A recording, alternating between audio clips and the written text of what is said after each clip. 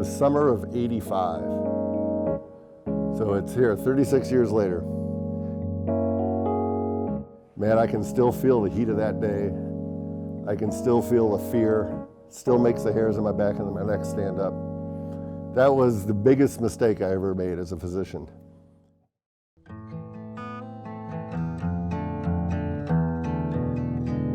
Hi, welcome to Ward Stories, a podcast series where doctors tell their stories. We give you an inside look into the heart and soul of the medical profession, the lows, the highs, its tragedies, and its joys. Ward Stories is a production by medical students Stephen Szabadi, Sam Natla, and Cameron Quon. Listeners' discretion is advised. This program contains material that some may find disturbing and uses explicit language.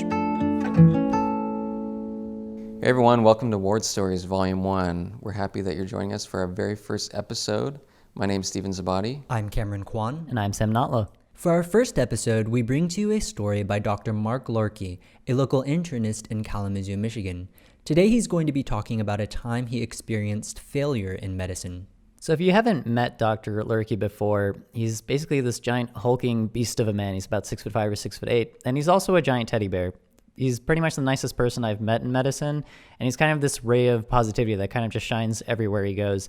He loves to talk about everything in his life, from medicine to students to family members. So it was really a privilege to see him here today. Yeah, he sort of sounds like the Incredible Hulk, except he's not green and he's not wrathful. He's actually one of the most compassionate doctors here in Kalamazoo. He's also a sort of celebrity. He's definitely the favorite teacher of all the students I know at school. And sadly, he is leaving next year, so we were pretty lucky to be able to record this. He's about to share with us a story that he's been holding on to for almost 40 years, which is longer than any of us have been alive, or at least the three of us here in studio.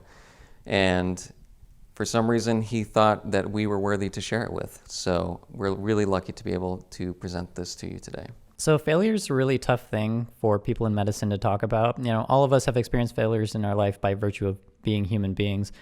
But in medicine, we like to talk a lot more about the really cool patients we had or the neat procedures that we did. We don't really want to talk about the times that we almost screwed up and, killed someone. And this kind of hits home a lot harder for some than others, but it's relevant to everyone. Yeah, failure in medicine is hard for the public to accept, obviously. But it's also hard for doctors themselves to accept. They don't want to ever feel like they're doing harm. They always want to be the ones who are helping. So this is definitely a privileged vantage point we have through this story. Yeah, I totally agree that talking about failure is such a difficult thing to do, but it's also so important, especially for us medical students, to learn what to do when we experience failure and how to cope with it. And Dr. Loehrke just does such a great job about going into detail about all of this. So for some background, this talk was originally recorded in front of a live audience at Western Michigan University, the Homer Stryker MD School of Medicine, and his story was followed by a Q&A section which we've edited for clarity. So without further ado, here's Dr. Mark Loehrke. So my name is Mark Loehrke, and I was born and raised outside of Chicago. I went to University of Illinois for undergrad and University of Illinois for medical school, because it was the cheapest, best place. So that's where I went when you're from Illinois.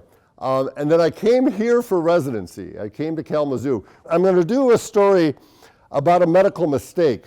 This, and reflecting back, I think it's the dumbest thing I ever did as a doctor.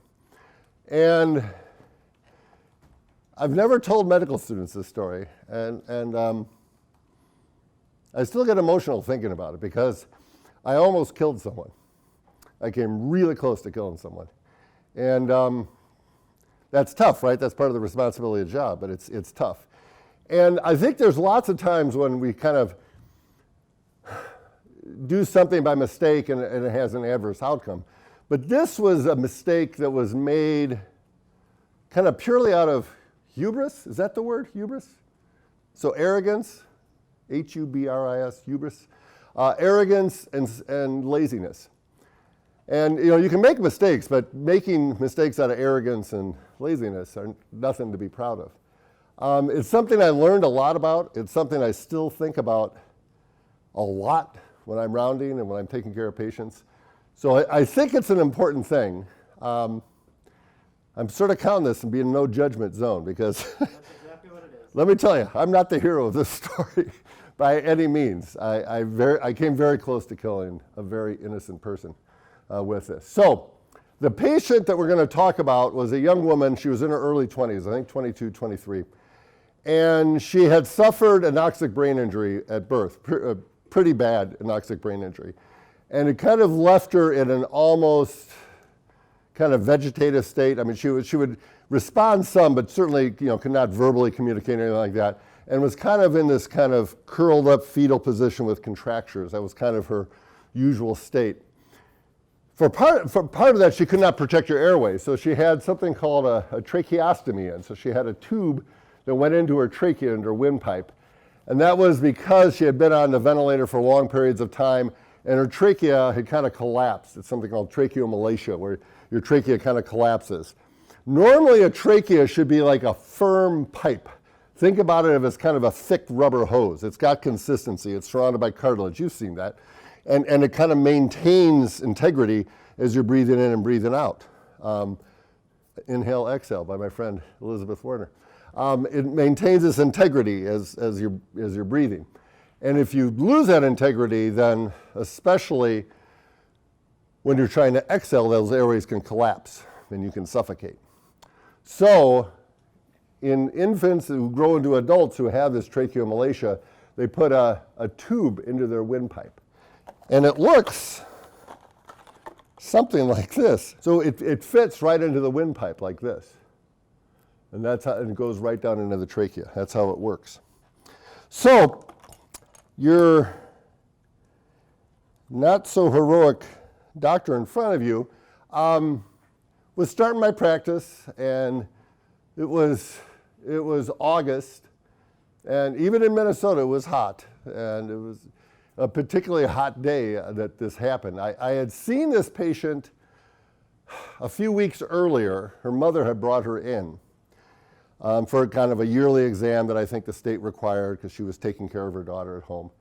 And I had looked her daughter over and everything seemed to be checking out fine, no new problems or anything like that. So kind of talked a little bit and she went home.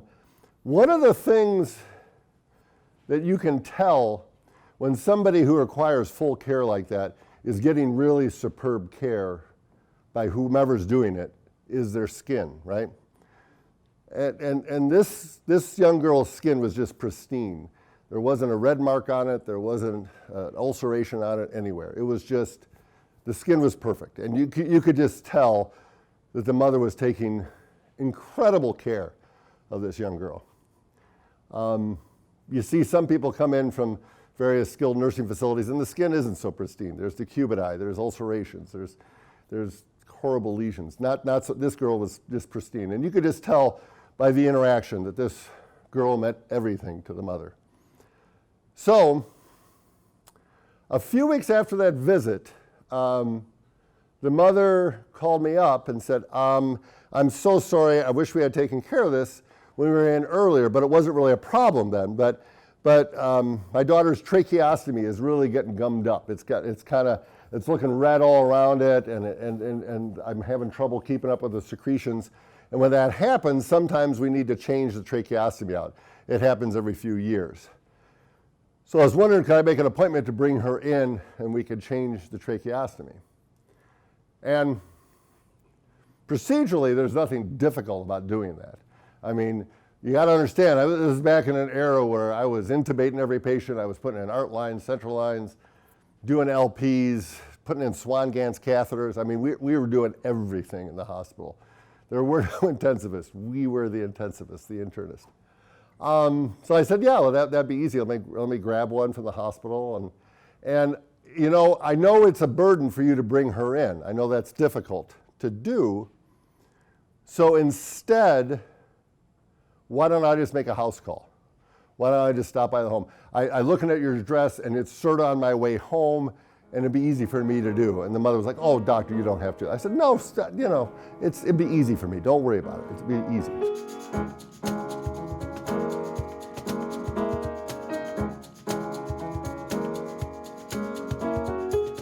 So the next day, I'd gone over to the hospital and grabbed a trach, and I went over to her house at the end of the day to change it.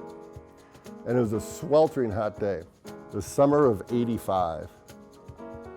So it's here, 36 years later. I can still feel the fear, still makes the hairs on my back and my neck stand up, which I remember really clearly.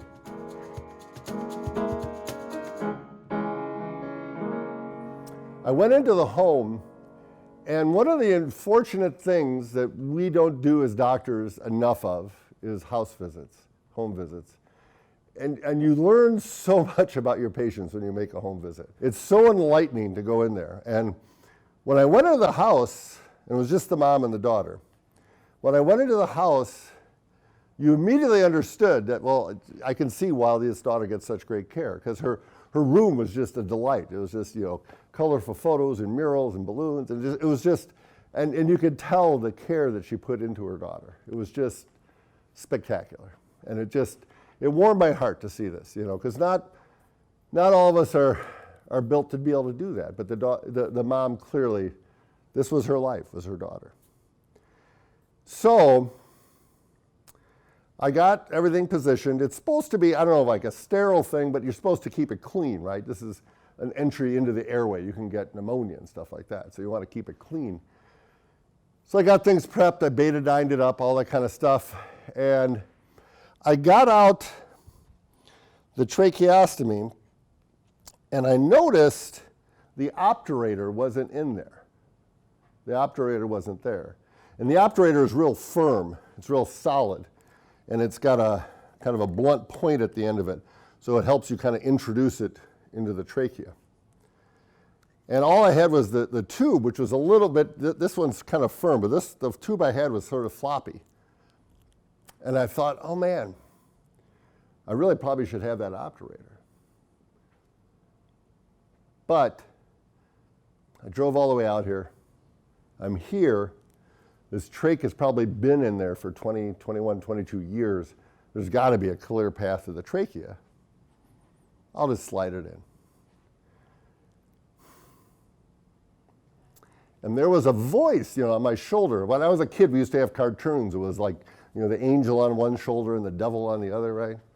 And there was the devil just up there saying, go ahead, you can do it, man. You can do it.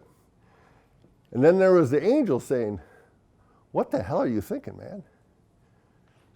Wait till you get all your equipment. Why would you ever start a procedure without your equipment? Just come back the next day. And I brushed that angel off. I said, I can do this. I'm a small town internist, man. I can do anything. I put swan ganses in. I can do LPs. I can put art lines in. I can do this. So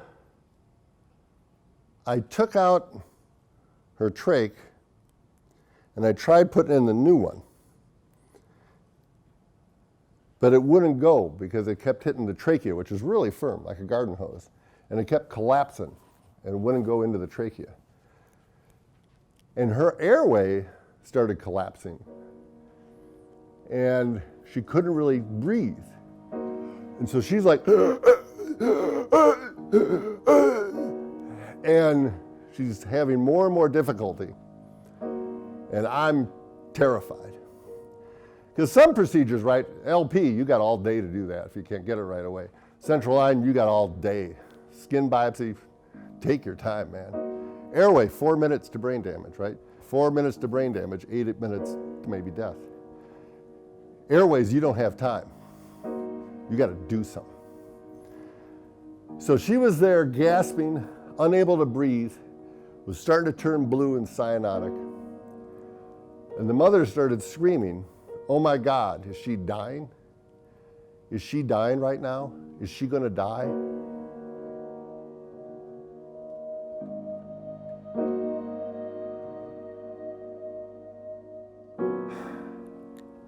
And it was the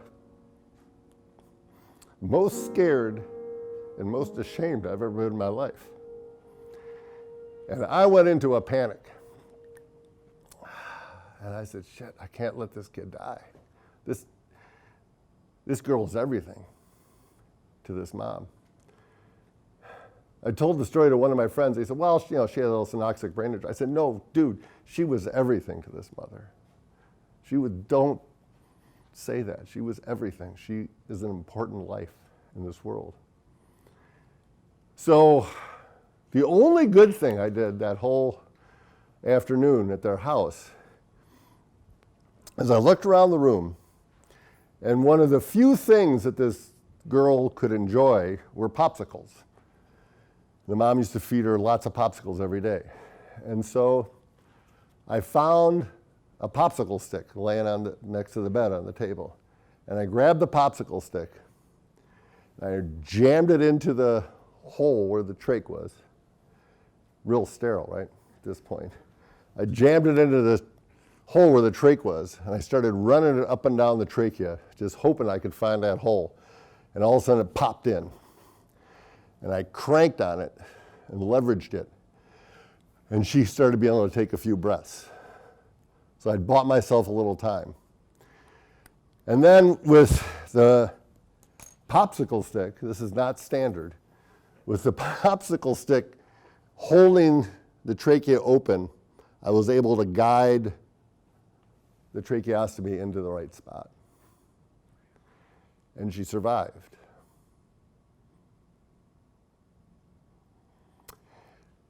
One of the things I learned from this is if you're facing a medical situation, especially one that's that life and death, 4 minutes brain damage, 8 minutes death.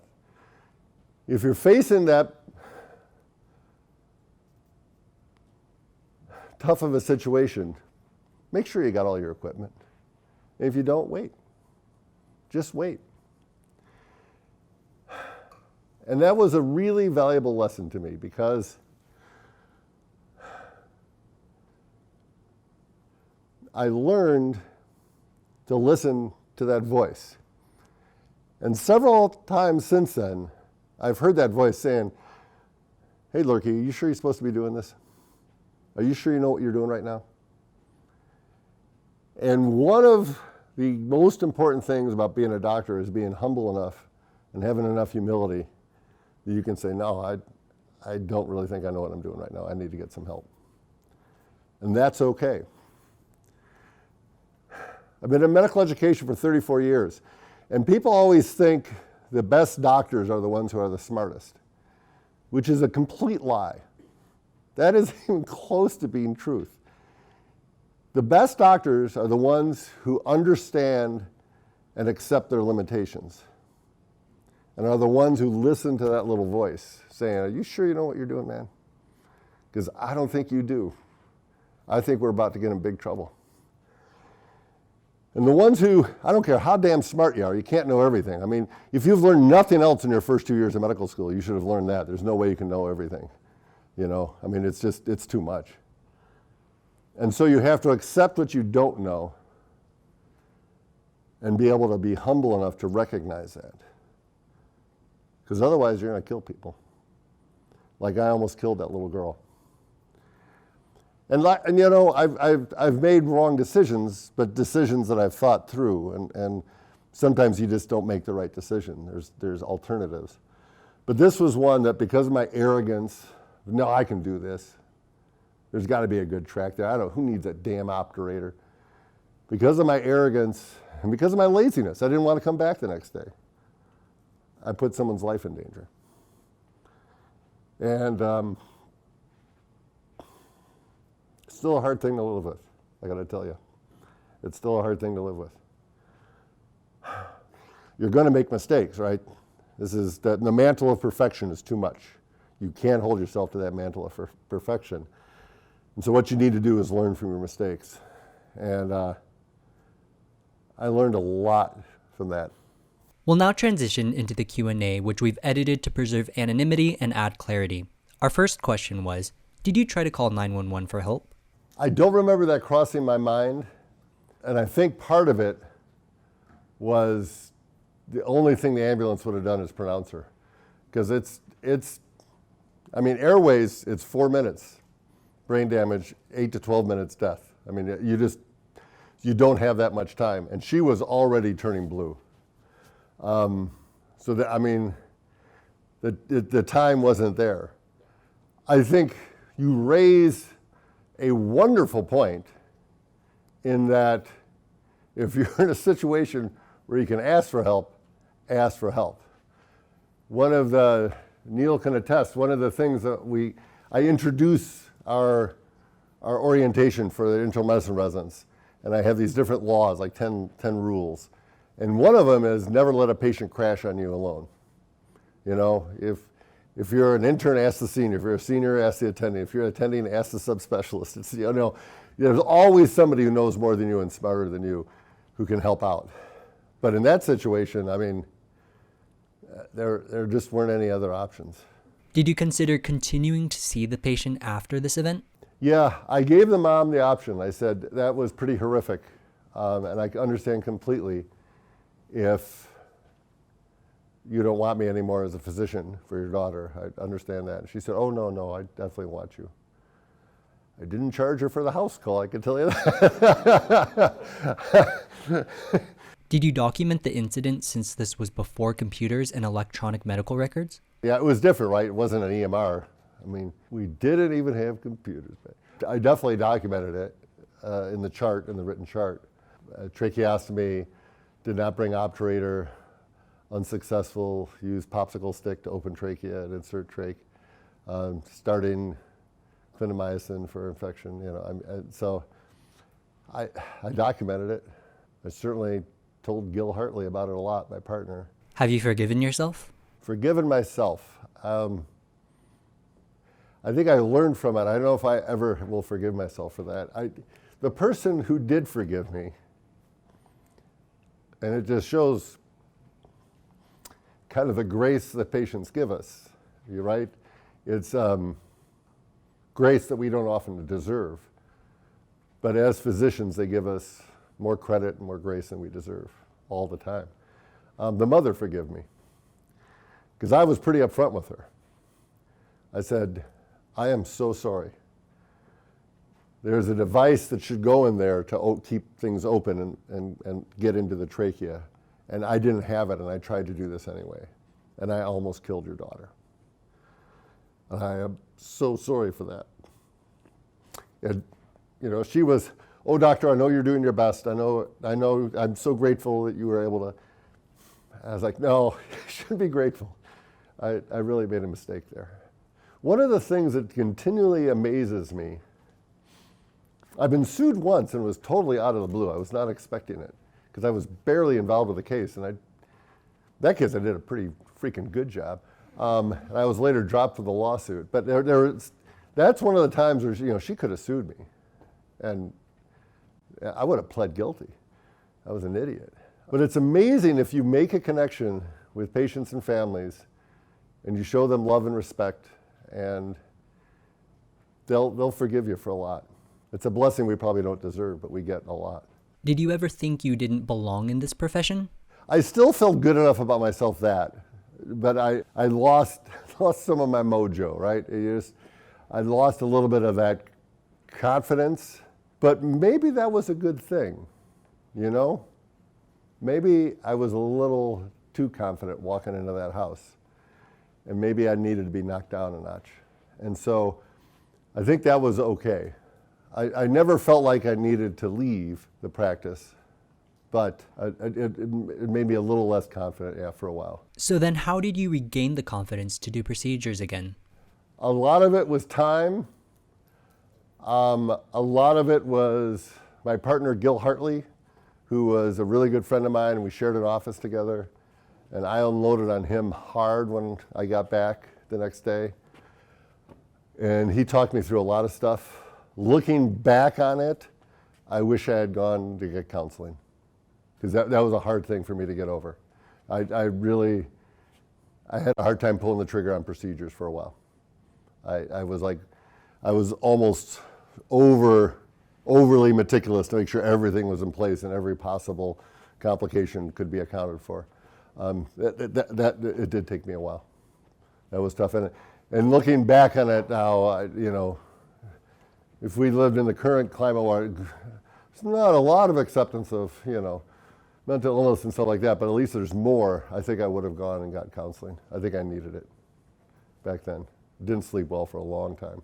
After this event, did you have any problems trusting your own judgment? I think a lot of it is, you're a student, and then you're in training, and then you're in practice, right? You never get it right. You never do. Just the names that we use for it. You never get it right. So you do the best you can. And that's always been the judgment. When I judge myself at the end of the day, and I'm falling asleep, I think, did I try my best today? And as long as I tried my best, then I'm not too tough on myself when I make the occasional mistake.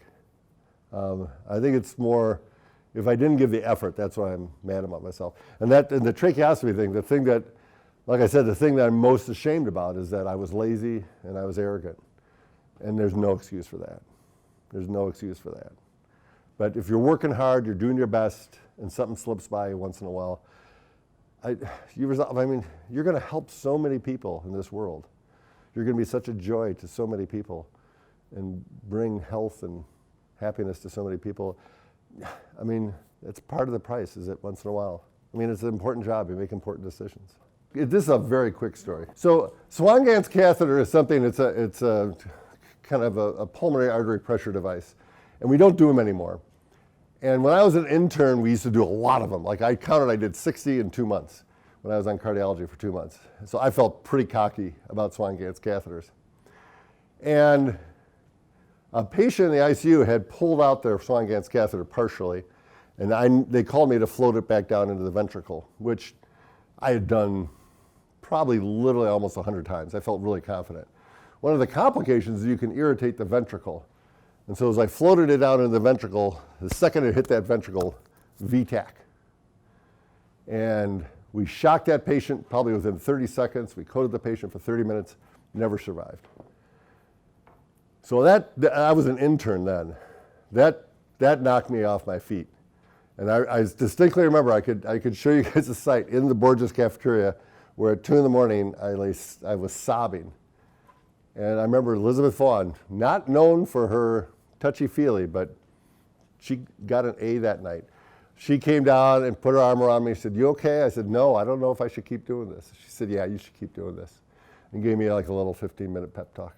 That was kind of more the incident, I think. And that's a known complication. Like I would never list that in my top 10 dumb things I did as a doctor. It's just bad luck. For a budding medical student, how do you manage the fear of hurting patients and making mistakes? I can guarantee you will make some mistakes. There's no getting around it. You will. Some of them will be known complications. Some of them will be just, oh, shit, I should have thought of that, right? That's some of it. The first thing I can do to reassure you is there's no biochemical pathway, no tendon insertion, none of that kind of shit you'll never kill somebody because you can't remember that. That's not how this works. Because I used to be worried about that. I did not do well at all my first 2 years of medical school. I was like, barely keep my head above water.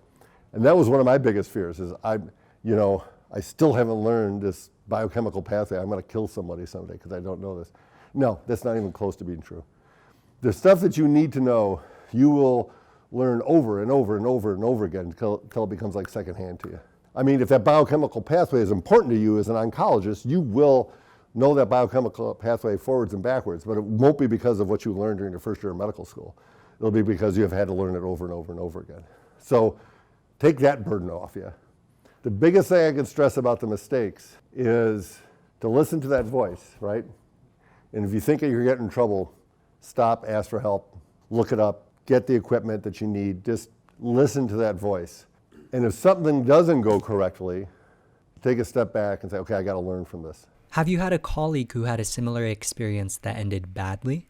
Years ago, when I was a program director, I got a call like 2 in the morning from the spouse of one of my residents. And what had happened to him is he had a patient who had completely collapsed their lung, and he was going to put a chest tube in. And when he looked at the x-ray, he got confused about which was right and which was left, because when you have a collapse done, it kind of shifts everything over. Everything kind of shifts over. And so he got confused, didn't do a careful enough physical exam of percussion and auscultation to know which side was collapsed and which side was still up. And he put the chest tube into the good lung and collapsed it. and the patient coded and died. So that was one where they didn't survive. And so the spouse called me and said that her husband was going to drop out of residency. He was a senior resident, was going to drop out of residency, and she was worried that he may be suicidal. And so I went over to his apartment, and we sat and talked for 3-4 hours till the break of dawn about mistakes in medicine. And I don't know if there's an easy formula for that. You have to focus on positive things that you've done, positive things, the positive influence you'll have. This person later went on and became probably one of the best primary care doctors I've ever met. And that was one of the points. I said, you have to forgive yourself for this because you're going to go on and help thousands and thousands and thousands of people. And the reason you're feeling this much pain is because you care so deeply. There are some people who just shrug this off and it wouldn't bother them. That's not the right response. You know, you have to actually feel that pain and suffer with the patient and the family that's going through that. We have to forgive ourselves, and we have to talk about this stuff. And that's why these meetings are important, I think, because you have to talk about this stuff. Because otherwise you feel like you're the only one who's ever made a mistake like this, and you're in a vacuum, and there's no one else who's as bad as you, who's as evil as you, who's as horrible as you. And once you start talking about it, it gets much easier. I will say that it's interesting, when you're a medical student and when you're a resident, you have lots of friends that you could talk about anything to. I mean, as medical student, like 3rd, 4th year, I guarantee you, like, oh my God, you'll never believe what I did on surgery today. Holy shit. I said this in front of one of the residents. I got screamed at. Can you believe? I mean, but you're free talking about that to each other because you kind of know you've seen each other all in bad places. And so you kind of accept that. The further you get along, the less that happens. In residency, it still happens. But once you get out in practice, I think you're much less apt to admit to your mistakes and stuff. That's my impression. I think one of the things I've been lucky with, and maybe it's why I've been doing this for so many years, is that I have a group of faculty who I can talk to any of them.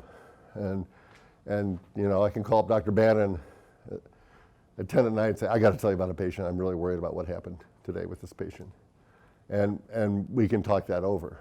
But I think part of the problem is the person who asked that question in the chat. I think there's no easy solution, but part of the solution is making sure you maintain communications with people you love and trust, and will love and trust you no matter what, no matter how bad it is that you've perceived you've done.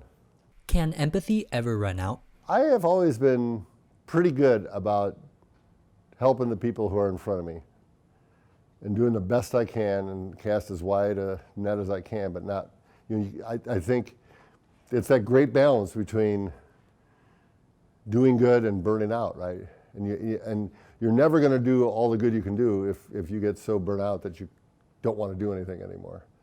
So I think it's that balance. I mean, have you ever seen that cartoon that like the beach is covered with starfish, and they show a little kid throwing a starfish back into the ocean, and the person walking by says, what are you doing? He goes, well, I'm saving that starfish.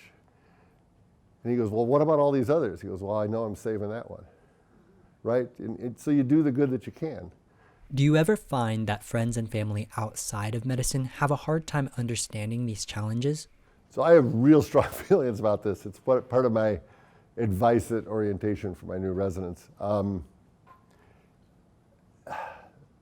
So my wife, we've been married 42 years now, and she is definitely a non-medical person. She's an artist. She paints beautifully. She used to be a medical artist. She used to like do anatomy drawings, things like that, surgical drawings. But she, is far away from the medical field. And I've always told people at orientation, if you're in a relationship with your significant other and they're a non-medical person, one of the cruelest things you could ever say to that person when they ask you, boy, you seem upset, what's going on, is to say the words, you'd never understand. Seriously? How could you ever say that to somebody who loves you and would do anything for you? How would you ever slap them in the face like that? So if you feel yourself about to say that, sit down and say, okay, let me start from the beginning. I got to tell you everything, because this is really important. Because, I mean, let's be honest, being in a relationship with somebody going through medical school and residency and being a physician is not the easiest thing in the world. They kind of chose wrongly in some ways to hitch their wagon to you. So you better go over the top in your ability to connect with them and make them understand situations. So this is, I remember I went home and I was sobbing, and my wife telling her everything that had happened. Because I think you got to make sure they're aware of everything. That's really, really important, long-term relationship. How do you foster a supportive community? Yeah, God, I wish I had the answer to that. I wish I had a better answer. A lot of it, to me, is just checking in on people and asking if they're okay, and in a circumstance where they can honestly give you an answer. This is probably something very corny, but living a life in medicine, you realize how fragile life is, right? It's a fragile thing. Nobody's promised tomorrow. You can't obsess about that, otherwise you can't function. But you have to realize that. And my mom died of sudden cardiac death at the age of 58, and completely blindsided us, right? And so both my personal experience as well as my professional experience is that none of us is promised tomorrow. And so I never hesitate to tell somebody I love them. Because you don't know when you're going to get a chance. And I'm probably obnoxious that way sometimes about it. But I think making sure people know that you love them, that can sometimes really help. You never know when that person really needs to hear that, And even if they don't, it's still good to say. I think part of it is just being gentle to each other.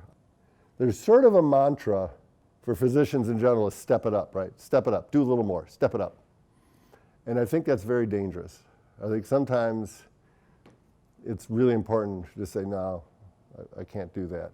One of the keys to it is, if you're going to have balance in your professional life, is that there will come sometimes when people you absolutely respect and admire will ask you to do something that sounds like a really cool and interesting project, and you have to say, nope, I just don't have time for that. I can't do that. I'm sorry. I just can't do it. There was some meeting, some committee years ago that the medical school really wanted me to be on. And it met at 4 o'clock on Thursdays, which was when my son's junior high basketball games were. And I said, oh no, I can't make that. I got to get to my son's junior high basketball games. They said, it's junior high. I said, it's my son. And as much as I love and respect you, I can't even tell you how much more I love my son. I mean, you're not even in the same league. Let's be honest here. So I think as physicians and stuff, every once in a while you got to say no. And I think checking in with people, I think telling people, when you do, I mean, you don't want to fake it, but when you do, you tell them that you love them. I think that stuff's important.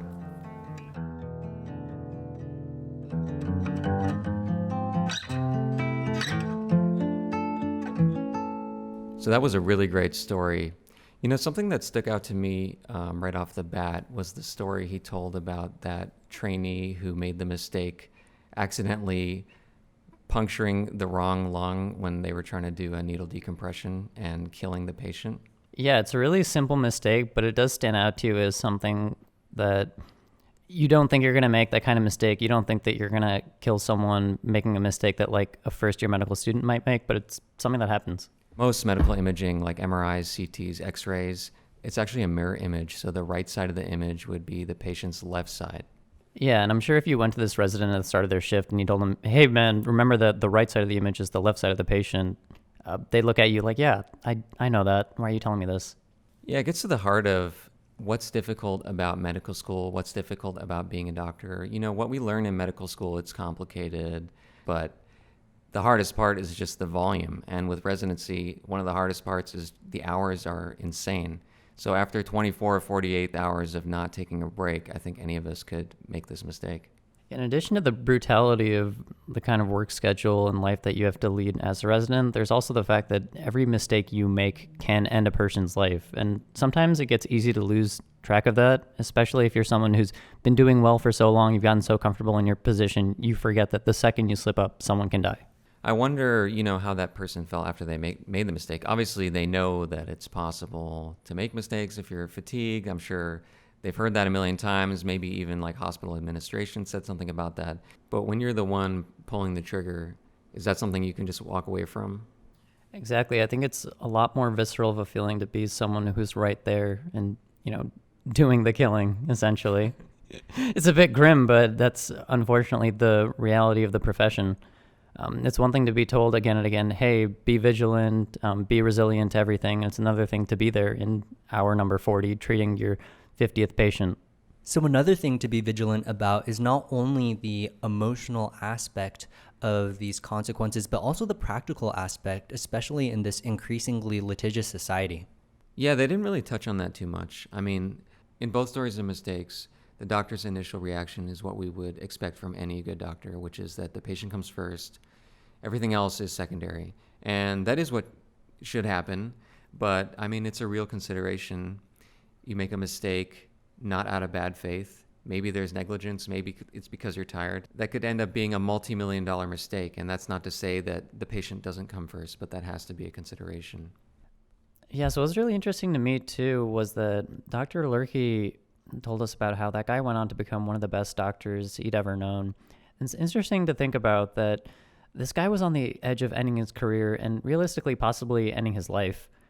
If he'd been hit with a malpractice suit or something like that, he would have never gone on to have the career that he had. And as one of the best doctors Dr. Loehrke's ever known, he's probably saved a ton of lives. He's probably been better than most doctors just that are around. So it's interesting to think about that being litigious is good in terms of the fact that you're fighting for what's right. But even though it may have been completely reasonable to file a malpractice suit, if you had done that, this guy wouldn't have gone on to save so many lives in the future. It's an interesting calculus that we have to make do with, which is these people are going to do things that end lives, and there need to be consequences for that, obviously. But how do you weigh that against the potential good they could have done in the future? Something else that really stood out to me in Dr. Loehrke's story was just about the fragility of life. It's incredible to think how easily our lives can end. Yeah, like Dr. Loehrke said, especially when you think about his patient with their hypoxic state. Hypoxia is 4 minutes to brain damage, 8 minutes to death. We like to think of ourselves as resilient, right? You think about, if you get injured, you break a bone or something. Or if you see like a kid jump off of something and you think, oh my God, something bad really happened to them. How many times do they just bounce back up? But in reality, when it comes to really specific scenarios, our bodies are very fragile. And we forget that on a day-to-day basis, but you can't forget that as a physician. Yeah, like one of the students asked, I know a number of students have expressed the fear of even touching a patient lest they do something wrong. But it's important to remember that we're all going into medicine for the right reasons, to help people. And that's why I think hearing stories like this about other people's mistakes is just so important, because in some way, it gives us a way to live vicariously through them and hopefully help us to avoid repeating those mistakes in our future practices. If something like this happened to one of us, it's interesting to think about what our reaction would be like, what our supportive environment would be like. One thing I personally think might be a bit different than most other people, but I think that a lot of time we get caught up in making a supportive environment for people, and we forget that sometimes the supportive thing to do is to say, this is not a supportive environment. You should go home and be with the people who love you the most and who care about you. And I'm here for you as well, but realize that you don't have to be here. Yeah, it caught me off guard when Loehrke was like, I love you guys, but I love my family way more than any of you guys, and that's totally true. A lot of times institutions, whether they be medical schools or hospitals or really any big business, they try to institute wellness. They want to be the center of solving all your personal problems at work. And really, there's no substitute for authenticity. I mean, you're not going to find what you really need from some portal. It's going to be from your parents, from your wife, from your husband, from your friends, maybe even from your dog. Yeah, one of the points that he brought up that really stuck with me was just how one of the cruelest things to tell someone who loves you a lot is that you would never understand. There are people in our lives who want to help us and walk through these difficult situations with us. and we should really make the most of that. If we truly want to be well, we have to give these people who love us a chance to actually help us. And that means not making medicine some secret little club where only the insiders can understand. It's so important to take the time to explain what's going on. I don't think we give people who are outside medicine enough credit. They can understand, and they want to understand, and we should let them. Yeah, to assume that someone who loves you won't understand is to do a disservice to them. They love you because they understand you, or at the very least, they want to understand you. We should give them that chance.